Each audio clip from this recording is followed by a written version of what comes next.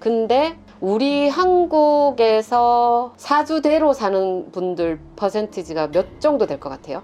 80? 아니요, 반대입니다. 부모님이 부자야? 아니면 포기해. 조상님 중에 부자 있었어? 아니면 포기해 라는 답을 많이 드렸었어요. 안녕하세요, 선녀님. 네, 안녕하세요. 요즘 경제가 바닥을 치고 있습니다. 소상공인들은 한숨만 쉬고 계시고 그냥 일반 직장인들도 너무나 치솟은 물가 때문에 주머니 사정이 쉽지가 않아요. 그러다 보니까 지갑을 열지 않게 됐고 지금 경제가 박살이 났잖아요. 하지만 이런 시국에도 잘 사는 사람은 존재하더라고요. 그래서 오늘 주제는 평생 돈 걱정 없는 사주 특징에 대해서 말씀해 주시면 감사하겠습니다.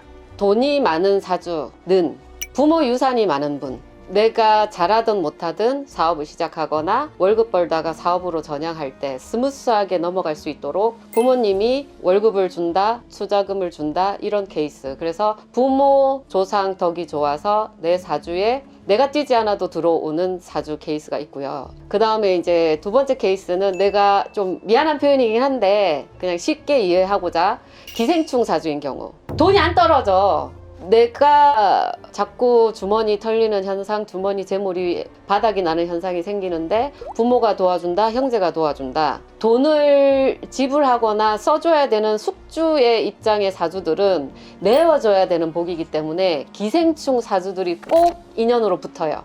그래서 내가 노동 생산력이 떨어지고 일을 관두거나 안 하는 상황이 생겨도 용돈이 들어오거나 생활비가 들어오거나 아니면 사업 투자금이 들어오는 경우가 될 수 있죠. 그 다음에 일복이 좋고 인복이 좋고 직업복이 좋은 분들은 20대 이후에 사회생활을 일찍 하든 늦게 하든 월급 생활을 하든 월급 하다가 사업으로 전향을 하든 흐름이 굉장히 좋은 분들이 있어요.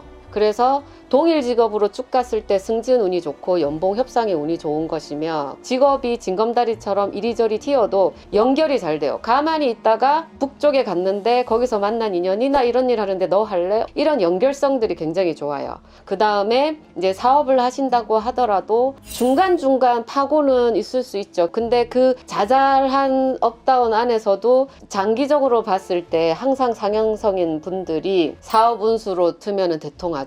인간복, 금전운, 직업운, 문서운, 법운, 터운이 좋은 분들은 폐가 망신하거나 부도수편하거나 문을 닫아야 되는 상황 없이 스무스하게 진행이 된다는 거죠. 이렇게 사주의 환경에서 재물운을 받쳐주고 내 지향하는 바들이 사회 여건과 잘 맞아 떨어지는 사주들은 굉장히 고생을 해도 빛을 보고 금전이 남는 일로 간다는 거죠. 근데 우리 한국에서 사주대로 사는 분들 퍼센티지가 몇 정도 될 것 같아요? 80? 아니요, 반대입니다. 20-30% 아닐까 싶어요. 물론 이거는 제 통계, 제 경험 안에서예요. 사주만큼 사시는 분들이 절반 미만이고요. 사주보다 고생하고 결과적으로 작게 누리고 사시는 분들이 60-70%는 되고요. 나머지 10% 15% 내외가 사주를 뛰어넘어 업그레이드 하시는 분들의 비율이 최고 작아요. 그게 무슨 뜻이냐? 우리는 피가 끓어요. 민족성이. 조그만 나라에 산맥이 많고 삼면이 바다이고 북쪽에는 대륙을 끼고 있기 때문에 그 산맥, 그 땅 기질처럼 한국인의 기질도 지적이고 지능이 좋고 가슴, 심장들도 산맥의 치솟은 만큼 끓는단 말이죠. 열정분자, 최선을 다하는. 그래서 항상 더 살려고 그러고 열심히 살려고 그래요. 그래서 남이 사업하면 나도 될까? 이 아이템이 좋다면 나도 거기로. 월급 사주인데 사업으로 전향하시는 경우가 많기 때문에 시대 환경도 뭐 경기 현황도 그렇지만 우리 스스로 좀 내지른 고생도 많은 것 같아요. 사실 근데 평생 돈 걱정 없이 사는 사람이 없어요.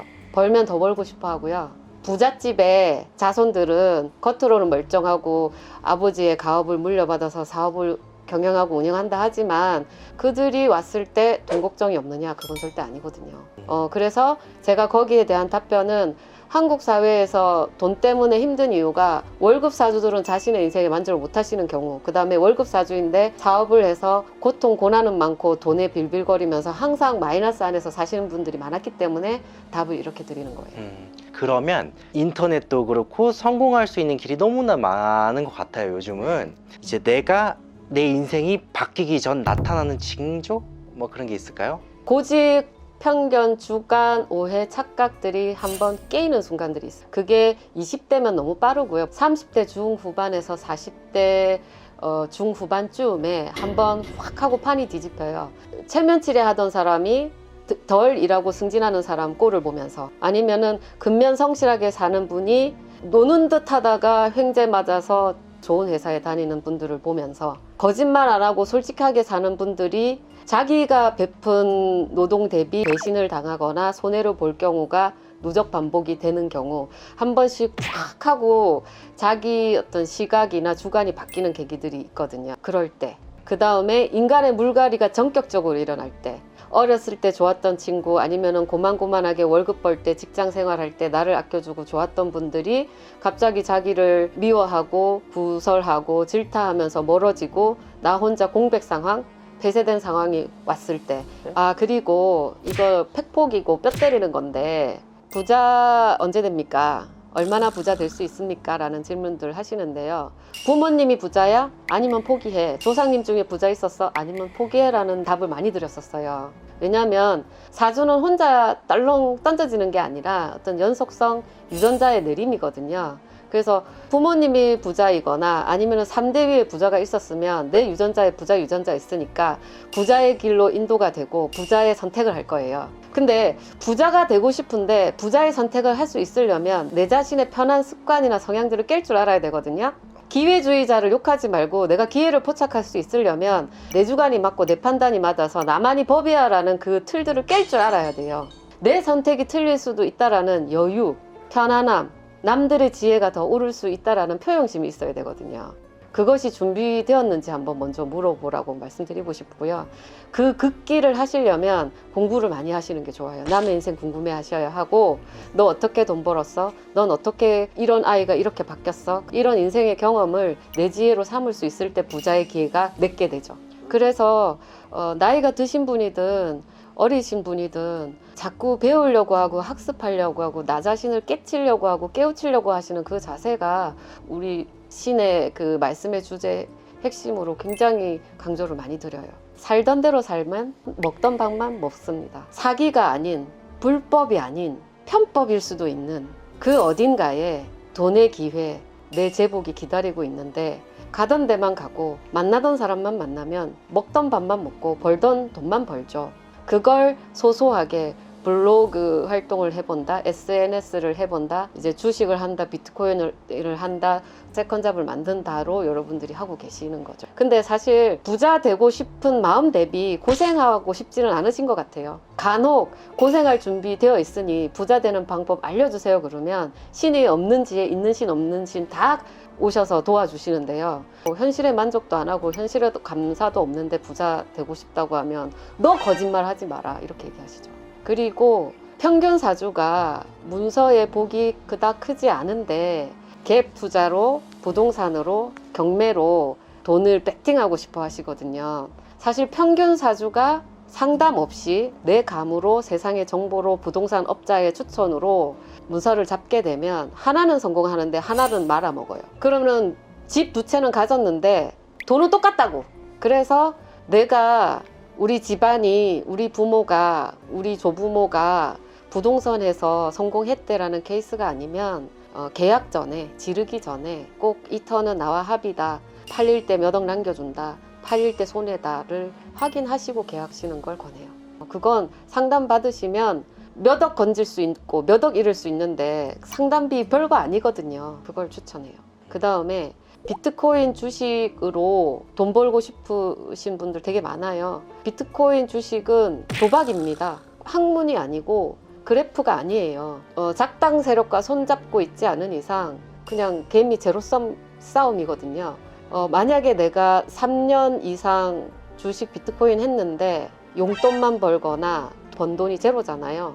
안 맞는 거예요. 그리고 거짓의 돈은 거짓 존재와 잘 맞아요. 내가 앞에 있는 PD님한테 거짓말하고 놀려도 하나도 양심 가책을 안 느끼면 난 주식이랑 맞는 거예요. 내가 내 배우자한테 사기치고 하나도 양심에 가책이 없으면 나 주식이랑 맞는 거라고요. 이해 가요? 그래서 우리 신이 얘기해요. 물론 웃긴 얘기지만 주식 비트코인에서 돈 벌고 싶으시면 앞으로 오늘부터 옆에 있는 사람 데리고 거짓말 연습하시라고. 왜냐면 거짓은 거짓과 만나니까요. 그래서 우리 눈에 볼 때 앞뒤가 안 맞고 얘기 책임지지 않으며 허무맹랑한 분들이 비트코인으로 내 재산 남길 수도 있는 확률이 훨씬 높다는 거죠. 오는 확률이거든요. 근데 이런 거죠. 나는 정직하게 살고 싶은 분들이 와! 근데 비트코인 물어봐. 주식 물어본다고. 너 정확하게 살기 좋아하고 너한테 사기치는 거 싫어하고 너 사기 나가는 거 싫어하잖아. 근데 왜 거짓된 돈을 원해? 맞아 안 맞아? 그러면 고개 끄덕끄덕하죠. 그러면 용돈만 벌어도 행복하다고 생각해. 부자는 고통 감수해야 오는 게 부자야. 여러분들도 한번 생각해 보세요. 고통받으며 부자 되는 게 합의입니다. 근데 고통은 싫고 부자 되고 싶으면 그거 없는 거예요. 그 돈으로 번다면 그 이상을 잃는다는 뜻이에요. 그래서 운은 흘러가는 법칙이 있고 그거를 이치라고 얘기하고 진리라고 얘기하거든요. 근데 우리가 살면서 바빠 죽겠는데 그런 것들을 공부하고 연구할 수 없기 때문에 우리라는 존재가 있는 것이고, 그래서 수고비 지불해가면서 그 얘기를 들으러 오시는 거죠. 근데 점만 보기 바쁘고 구타라 그러고 무당이 굿이나 치고 떡이나 먹는 게 무당이 아니거든요. 세상의 지혜, 세상의 이치를 사주와 점사와 섞어서 말씀드리기 위해서 여기 앉아 있는 거기 때문에 구독 눌러주시고 이쪽 연락해 주시면 감사하겠습니다.